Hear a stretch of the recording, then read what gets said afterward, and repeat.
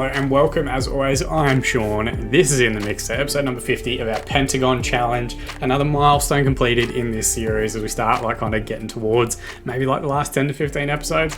And of course, we've got a bunch that we want to try and achieve before the release of FM22, which looms large on the horizon. We're hoping roughly around kind of the 25th, 26th, potentially, wherever you are in the world of October, we might have a copy of the beta to start playing through and start getting series up and running for that. So a bunch of fantastic stuff coming on the channel and a bunch of fantastic stuff coming as well to close out this series, including another game in our Copa Libertadores as we try and get that fourth continental title ticked off on our list to continue our Pentagon Challenge, get ourselves over to Europe, all that sort of great stuff. Let's jump in and see who we're going to play. Right, so first and foremost, you guys can see over on that far side of the screen, River Plate currently sitting top of the league. 6 games played, 5 wins, 1 draw during that period, plus 18 goal difference, 16 points, close to perfect. We did have 1-1 draw against Vélez last time out. We did take a late equaliser from Jesus Moya. We had a ton of chances in this game, we just didn't take them effectively. I'm not panicking, I'm not really worried about that. Results like that are going to happen throughout the course of the season. We are still undefeated. Probably played it down in the last episode a little bit in the San Lorenzo game, but we've beat some big teams in pre-season as well. Arsenal, Chelsea, Tottenham, and a draw against Man United. None of that to be sneezed at. So we're in a really good position, I think, in terms of the football that we're playing.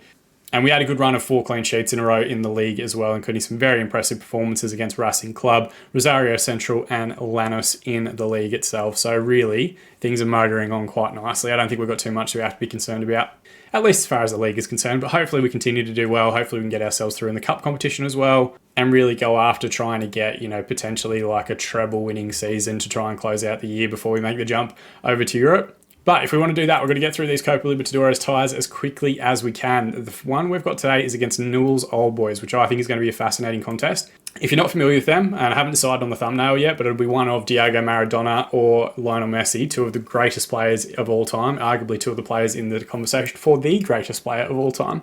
Along with Pele, along with Ronaldo. Let me know who your favourite is or who you think is the GOAT in the comment section below. But both of them got their start at this club, which is fascinating to see because they're not someone that I think a lot of different people think about as being the wonder kid factories within Football Manager.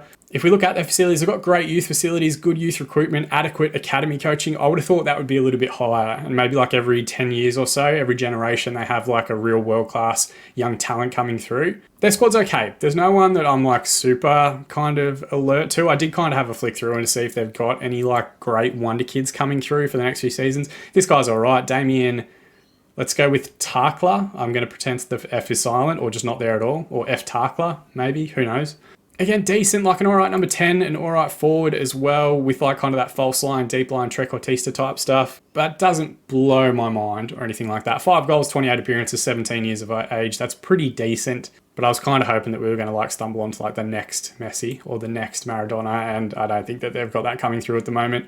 Some good youth talent elsewhere though. They didn't perform too badly in the league last season, finishing in 3rd spot in the end, and we did have a pretty decent record against them. We lost 2-1 2 seasons ago when the league was first loaded in. I might not have even been manager for this. 2 1-1 draws and then a 2-0 victory towards the back end of last season in the most recent result. But we've spoken about Maradona, we've spoken about Messi. They've also got, interestingly, Marcelo Alberto Bielsa. Colosso del Parque is the name of their stadium. So named after Marcelo Bielsa, who we're kind of ripping off a little bit with the tactic that we're doing. So there's a whole bunch of different overlaps to this one. Potentially, maybe if I'd have looked in a little bit more detail and the job was available, maybe we would have gone to a Newell's Old Boys as we made the jump to South America.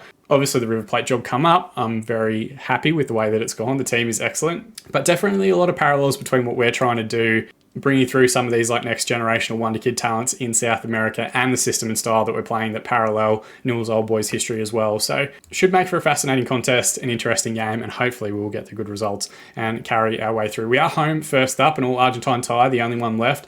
Flamengo played Boca Juniors, of course, our fierce rivals in one of the other quarterfinals. Palmeiras, who knocked us out last season on penalties, play Atletico Mineiro. Sao Paulo play Santos in the other all-Brazilian final. So at least one Argentine side will make it through to the Final Four. You'd hope we can get a second one in there. But for me, Flamengo, I think, loomed the largest of the teams that are still in the competition. Speaking of Flamengo, frustratingly, they played Ivan Carlos in one single Copa Libertadores, 6 Copa Libertadores games during the group stages. He scored a single goal and got 1 assist during that period. It does mean he's cup tied, which is very frustrating. Hasn't played that much football for us since making his kind of big money move. Still working his way back from injury as well, which is a bit of a challenge. So no appearances for us yet, but we will get him started in the league. It does mean Mateus, who we of course played with last season, still continuing to grow and develop. He'll play as that kind of deep line playmaker for us at the base of midfield and hopefully set off a lot of our different attacks. He's progressing quite nicely because he has played quite a few games in the early part of the season.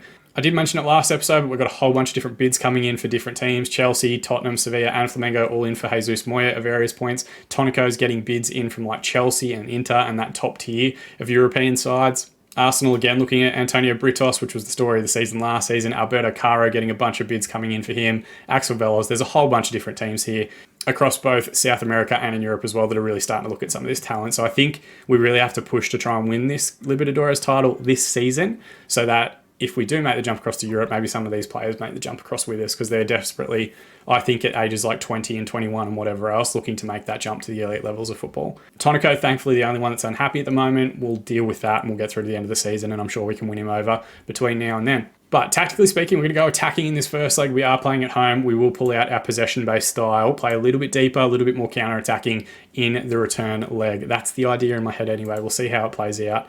And hopefully, kind of like the last episode against San Lorenzo, we can get a comfortable result and go through in relatively straightforward fashion.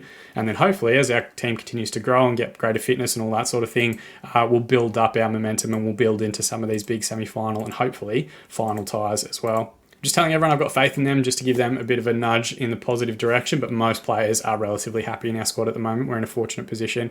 But as we know, when you load up the game, sometimes your form resets a little bit. We could get a weird result here or there, but I'm confident. You can see here, Newell's lost 3 of their last 5, 3 in a row actually. So hopefully a good time to play them. They're going to play more of a flat 4-3-3, which I think should hopefully match up well against our midfield. But as we get through the opening 15 minutes, there is a highlight here. Britos with the corner in, but it's cleared by the first man. Long ball forward. Caro should reset and looks to work it out to the left-hand side now.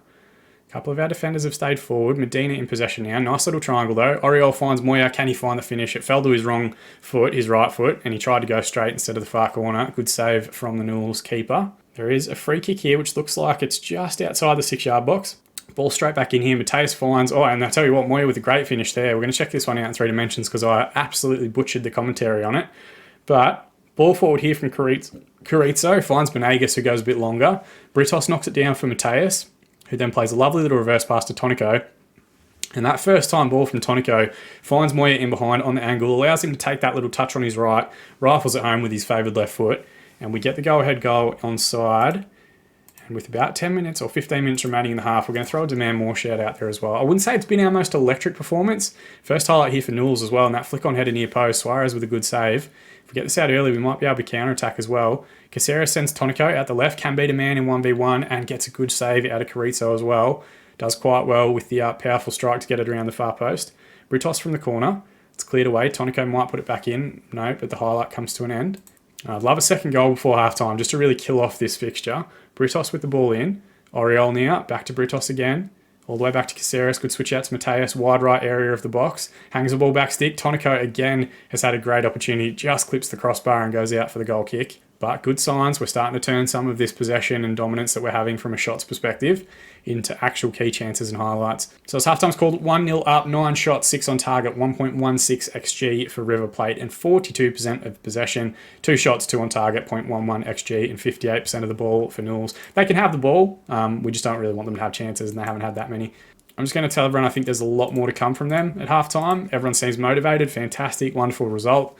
And as we always do, we'll give it towards the hour mark and then we'll have a look at some subs and some changes based on fitness. Oriol with the ball here, wide right area. Beats one. Second cross is closed down. Britos comes across to help him out. Falls to Caro and it fell back to Oriol there. I think it was Caro had the initial strike. A good square ball in there from Mateus at the kind of corner of the 18-yard box. Found Caro here. We'll talk through it in 3 dimensions as this happens. Britos does well, keeps the ball. Mateus, lovely reverse pass here to Caro. Goes the strike. It actually hits Moya and thankfully falls to Oriol, who's already swinging his leg at it before it's even, I think, deflected off Moya. But we get the go-ahead goal or the second goal to try and give us that additional buffer heading into the return leg. Moya maybe just gave away a foul. It's continued on and a good flick on header there from Sayan, I'm going to say, leading the line up top for Newell's just beyond the far post. Still little flashes here and there for Newell's that they might go after it a little bit here in the second half and try and get something. We've got a corner towards back stick. Moya was there, but Carrizo comes out and claims. Goes for the long ball forward. The flick on header tidied up well by Rojas and Garavano. Now Oriol, wide right area again. He has lost out to the defender. Now Tarchia or Tarkla, is that what we said his name was? The 17-year-old wonder kid. He's on the pitch now, playing at that number 10 position.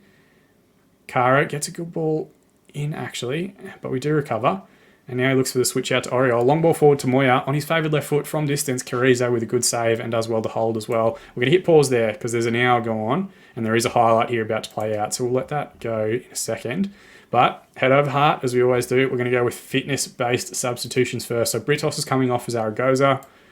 Mateus has to kind of stay out there at the moment. I don't have depth in that position due to Ivan Carlos not being available. Munifo will come off, Caro will come on, and George Oriol will come off with Elias Alvarez coming on the right wing. 3 subs, early to do it. We'll see what happens here from this highlight. Overlapping run here from Rojas, back to Oriol. Square ball towards Caro, finds Tonico, who gets his 5th goal of the season. Excellent to finally see him getting a decent run of games. He spent so much of last year injured, which was really disappointing. Good overlapping run here from Rojas, our off-season signing from Barcelona. Good ball back across to Caro, who lays it off nicely to Tonico. He's got a great angle to just rifle that one home at the near post. And even though it's on his wrong foot, he does find that near post passage. And we will proceed with all of those changes. We're going to throw a demand more shout out there as well. Let's really try and put our foot down here. Let's use this home field advantage and try and get enough of a goal buffer that the second leg is effectively like a dead tie before we even get into it. Through 75 minutes now, I'm going to throw one more demand more shout out there. Sao Paulo and Santos still 0-0 in their game. Flamengo cruising 4-0 up against Boca Juniors. And then I'll have a look at the other results in a moment. We've got a highlight here, cleared towards Caceres. Now to Garavano. Mateus over to Rojas. Switches decent towards Tonico. He's done well to find it. And I tell you what, Elias Alvarez has gotten one of the easiest goals that he's going to score this season. Tonico did all the work, beating a couple of men. We'll check it out in 3 dimensions here because I'm wondering if he dribbled the guy or if he got tackled and the ball just fell back at his feet. Tonico does well, dribbles past one, goes to strike, it clips the post, and then all Alvarez has to do really is tackle Ochoa there, and it rebounds back into the back of the empty net. But Tonico deserves all the credit in the world. Back to the other games, Palmeiras 2-0 up against Mineiro, and we're of course now 4-0 up against Newell's Old Boys as we head into 3 minutes of additional time, which we are through. A 4-0 victory. If you had offered that to me before the game, I definitely would have taken it. So I'm going to say very pleased with the result and your performance. Everyone seems inspired and motivated. We are cruising along nicely in terms of form. Now it's just, can we carry it through in the second leg? That's going to be the big part for us. You can see here Tonico on form, 1 goal and 2 assists for him, an 8.2 match rating. I'm going to tell him he was superb. He's very happy. That's great. We want to try and get his morale back up. It's currently at fair. If we can get him back to good, I think he'll drop his concern about not being sold during the previous transfer window. And then the other thing I'm going to do, everyone that started, I'm going to give 1 rest day because we've got a game in 2 days against Godoy Cruz. Just want to try and give everyone the Friday off so that they're rested, recharged, ready to go. And then we'll get 3 days of training in them before the game against Newell's away from home in that second leg, where we will make the adjustment to using this possession-based style just to try and give everyone a bit of a relax. It's lower intensity, still got a good level of familiarity with it, but it just allows us some spacing behind. You'd think Newell's are going to have to come out and really go after it if they want to get something out of the match. And then we've still got our attacking instruction and style up our sleeve as well. But magic of editing, we're going to jump past the game against Godoy Cruz and come back for the second leg against Newell's Old Boys right now. All right, so jumping forward a little bit, we've had, would you believe it, our first defeat in nearly 2 years managing in Argentina, which is absolutely crazy. Godoy Cruz were pretty average. We were pretty decent. Again, created quite a few opportunities. Tonica had a bit of a rough game. Moya had a bit of a rough game. Keeper didn't have a great game either. Espinoza gets a goal for them in the 90th minute, which was quite frustrating. But to be fair, our equaliser was via the penalty spot. So I don't know how much we get to complain with that. If we have a look at the stats, they had 6 shots, 3 on target, 0.48 XG, 34% of the ball. We had 23 shots, 13 on target, 2.0 XG, and 66% possession. So I'm not 100% sure what we could have done differently, but that's the game. Sometimes it just throws out results like that, and there's not a lot you can do. Hopefully, that's not a sign or an indication that we are kind of, going through a rough spell or anything, because we just really want to see out this second leg against Newell's Old Boys, which will be fascinating to watch. Had more bids come in. Bids are getting bigger and bigger for Tonico. We're up to £42 million bid by Napoli. I did reject it. Jesus Moya is also getting bids from Tottenham and Sevilla to the value of £7.25 million. And Alberto Caro still getting bid on by Palmeiras. I'm never going to sell him to anyone in South America, so they might as well just give up now. But otherwise, unchanged lineup to pick from. Magia and Carlos are really the only 2 players that would start in our preferred lineup that are out of this contest. And Carlos, unfortunately, won't be seen in this competition at all at any point, due to him being cup-tied, but, it is what it is. Just going to tell the defence defence here that I've got faith in them, and otherwise let the team know that if we play our game, we'll win, just so they stay all comfortable. They're going with their 4-3-3 again, which should be nice and interesting to see. They did win in the league midweek to prevent 5 defeats in a row, which is, I guess, somewhat of an uptick in form comparative to ours, given that we did lose the last time out. But really, we should be doing them here. Britos with a corner early on. It's going to get cleared, and Tonico will get the chance to try and put this ball back in from the left-hand side. Towards Moya, eclipsed, I think, the crossbar there. I feel like Carrizo was in a good position. Maybe just watched it onto the post, knowing that it was going to go over the goal. Throwing now on the left, into Mateus, back to Caro. Now Tonico over on the left-hand side, looking back to Caro, who immediately steps inside as that inverted wing-back. Reverse pass is poor. Carrizo comes out and claims. And you'd think, if they want to ramp up pressure, Newell's going to have to try and get some goals early on in this one. Garavano to Rojas. Back to Britos. Moya finds Oriol from distance. 4th goal of the season from Oriol. It's a wonderful, wonderful drive from about 20 yards, or right on the edge of the 18-yard box. We'll check it out here in 3 dimensions to make sure. But wonderful, wonderful play. Again, just good luck, quick little sharp movement, nice little triangles between Britos and Moya. And then Oriol doesn't really waste any time once he gets that head up. Just rifles that one past Carrizo. And you'd think 1-0 up on the day, 5-0 up on aggregate. That should pretty much be the contest finished. Britos back to Rojas here. Towards backstick, Caro, back to Medina. Now Mateus. Medina into Caro again. Good little passage of play down here on the left, which is where a few of our highlights have started from in this match. Reverse pass towards Tonico. It's a good save from Carrizo, to be fair. Corner, Britos to take. It's put into a good area, but Carrizo again, strong in the air, comes out and claims. He's switched towards Sayan and now out to Tarkla, who we spoke about in the build-up. Probably their best wonder-kid prospect. And I tell you what, that's not a bad effort from Ferreira either. Just clips the post on its way out for a goal kick. Ball back in possession here for Newells. Good overlap here from Colombo down the right-hand side. Cutback finds Terzi, and it's a great save from Jeremiah Suarez in our goal, really to keep us in it. Newells have come back into the game slightly since they conceded the first one, but they do give away a free kick there from the set piece, and we do get away with it a little bit. Now we just kind of have to settle down a bit. Britos with a free kick, goes towards backstick. Caceres does well to keep it in and find a way back to Tonico. Ball backstick towards Garavani, gets 3 bites at it, and they do manage to scramble it away. Now they may potentially come the other direction as well. Medina chasing Cian. He's got not a lot to do, wide left area, and thankfully the highlight comes to an end. I'm going to throw a demand more shout in there. Let's just try and give everyone a little bit of a nudge just to try and improve slightly as we get towards the half-time mark. Again, I'm not worried. I don't think they're going to score 5 goals or anything, but really, we want to try and win as many games as we can. Keep that momentum up, keep the good performances going. Terzi with a free kick. They've got one back. So Jonathan Balmaceda gets the goal, his 1st goal of the season. Terzi swings a good ball towards backstick. Keeper can't come and get it, but he does kind of get in a weird area where he can't do too much. And there are a few different bodies in there, but Balmaceda, who I think is one of their defenders, nods it home. And at half-time, I'm just going to say, very pleased with your performance. Keep it going. Let's just try and keep everyone as happy as possible. And then maybe on the hour mark, as we make these subs and changes, maybe that'll give everyone a bit of reinvigorated play to what we're trying to do out there, or at least get us back in the ascendancy in the contest. Soria gets goal side of Rojas. Got to just stand him up, boys. Tarkla in the box. Britos has gone through him. He was outside the box, but the referee's going to go have a look at the VAR stand anyway. And we're going to spend a good 30 to 45 seconds now just watching a grey dot run the length of the pitch across to a screen. He'll take a couple of seconds. He'll come back out in a second and tell us is it a penalty or not. Again, SI, Football Manager, I know you're not watching, but just make that an option. If you want to watch it, great. If you don't want to sit there for a minute waiting for a response that ends up not being a penalty anyway, allow us to take it out or make it a selectable item in the game highlights. I shouldn't get distracted by that though, because they've got another strike at goal here. Soria, which forces a good save out of Suarez. We might come the opposite direction now. Moya hasn't really been at the races at all today, to be completely honest. Garavano should recover possession for us here nicely. Now Mateus out to Oriol. Can we get a good overlap here? Tonico on the left-hand side can beat a man in 1v1. Hangs the ball near post. Oriol was there, but they do manage to scramble it away. And we're getting towards the hour mark now as well, so we're probably going to just hit pause really quick and have a look at subs. And you know what? Let's go attacking for the last few minutes. Let's really try and pick up the intensity a little bit, just to close the game out.